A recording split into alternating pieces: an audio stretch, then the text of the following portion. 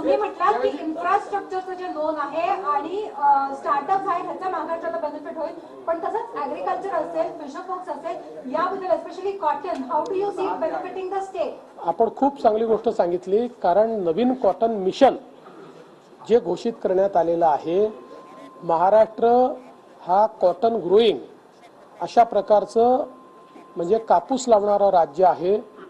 आपल्याकडे जवळपास 55 लाख हेक्टर जमिनीवर कापूस लावला जातो। या नवीन मिशनचा महाराष्ट्राला सर्वाधिक फायदा निश्चितपणे या ठिकाणी होणार आहे। आणि त्याचसोबत मी जसं मगाशी सांगितलं की तेलबियांच्या संदर्भातला जो निर्णय आहे याच्यामुळे शेतकऱ्यांची इन्कम वाढण्याकरता एक मोठा फायदा होईल। आतापर्यंत तेलबियांच्या संदर्भात केंद्र सरकार 25% मार्केट इंटरव्हेन्शन करायचे, म्हणजे भाव स्थिर राहिले पाहिजे किंवा हमी भावावर ते गेलं पाहिजे म्हणून 25% खरेदी ही केंद्र सरकार करायची। आता केंद्राने 100% खरेदी सांगितलेली आहे, त्याचा शेतकऱ्यांना निश्चित फायदा होईल। जिसके पास एक बड़ी डिस्पोजेबल इनकम आने वाली है, एक मुख्यमंत्री के तौर पे नहीं लेकिन एक अच्छे इन्वेस्टर के तौर पे आप उनको क्या इन्वेस्टमेंट एक सलाह देना चाहिए यहाँ पर, क्योंकि बहुत बड़ा अमाउंट उनके हाथ में। देखिए, मैं पहली बात बताता हूँ, मैं बहुत बुरा इन्वेस्टर हूँ। मैंने जिंदगी में कुछ इन्वेस्ट ही नहीं किया है, मैं केवल लोगों में इन्वेस्ट करता हूँ। लेकिन मैं सबको इतना ही कहना चाहता हूँ, गृह मंत्री के तौर पर जो भी इन्वेस्टमेंट करे उसमें रिस्क फैक्टर देखकर इन्वेस्टमेंट करे। केवल ज़्यादा ब्याज मिलता है इसलिए पॉन्जी स्कीम में कोई इन्वेस्ट न करे। जो अच्छी स्कीम्स आ रही है, एक्सपर्ट जो स्कीम ला रहे हैं, जो रेगुलेटरी फ्रेमवर्क मानने वाली स्कीम्स है, ऐसी स्कीम में ही लोग इन्वेस्ट करें।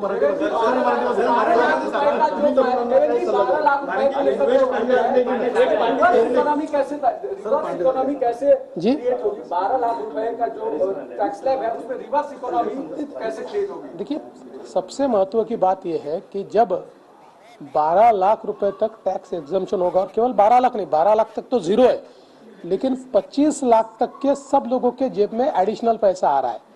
तो जब लोगों की जेबों में पैसा आता है तो लोग उसको खर्चा करते हैं।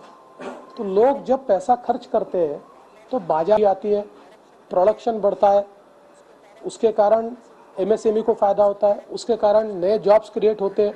तो जब लोगों के जेब में पैसा आता है तो उससे पूरी अर्थव्यवस्था को फायदा होता है और उससे नए जॉब्स क्रिएट होते हैं। मुझे लगता है यही काम इस ये जो निर्मला जी ने ये जो स्टेप लिया है इसके कारण होगा। नवीन तरुणांना उद्योगामध्ये गुंतवणूक करताना ज्या पद्धतीने गुंतवणूक करायला कशा पद्धतीचा संदेश द्याल? खरं म्हणजे गुंतवणूक कशी केली पाहिजे याबद्दल फार काही मला एक्सपर्टीज नाही। मी काही फार कधी गुंतवणूक केली नाही। आम्ही लोकांमध्ये गुंतवणूक करणारे लोक आहोत। पण माझी विनंती आहे की जे काही एक्स्ट्रा इन्कम आपल्याकडे येत आहे त्याच्यात गुंतवणूक करताना जिथे आपण गुंतवणूक करतोय तिथला रिस्क फॅक्टर बघितला पाहिजे। केवळ जास्त व्याज मिळत आहे किंवा जास्त रिटर्न मिळत आहे याच्या आधारावर ही गुंतवणूक करणं योग्य नसतं। तर रेग्युलेटरी फ्रेमवर्क काय आहे, त्याच्यामध्ये ही स्कीम बसते का, याच्यामध्ये त्यांनी जे काही सांगितलं आहे ते शक्य आहे का, यांचा फंडामेंटल्स काय आहेत, अशा सगळ्या गोष्टी तपासून आणि एक्सपर्ट्स ज्याकडे इंगित करतात अशा स्कीममध्ये लोकांनी पैसे गुंतवावे।